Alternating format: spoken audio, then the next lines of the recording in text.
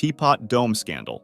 The Teapot Dome scandal was one of the most famous cases of political corruption in U.S. history. It happened during the presidency of Warren G. In 1921, control of several naval oil reserves was moved from the Navy to the Interior Department. Then, coincidentally, Fall secretly leased these reserves to private oil companies on suspiciously really good terms, without any open bidding. If you couldn't guess by now, Fall accepted large personal payments in return. The leases themselves were legal, but for example, one of the buyers gave Fall a $100,000 interest-free loan. His sudden wealth raised suspicions, especially because he was once deeply in debt, while he was paying off loans, fixing up his ranch, and living much more comfortably. The scandal began to surface after a small oil operator in Wyoming complained to his senator about the secret deal. This led Congress to investigate in 1922, but for 2 years the investigation struggled, as evidence disappeared, and Fall tried to hide his tracks. Eventually, though, they uncovered proof of the $100,000 payment, which blew the case open. The Supreme Court later ruled that the oil leases had been corruptly obtained and canceled them, returning the reserves to the Navy.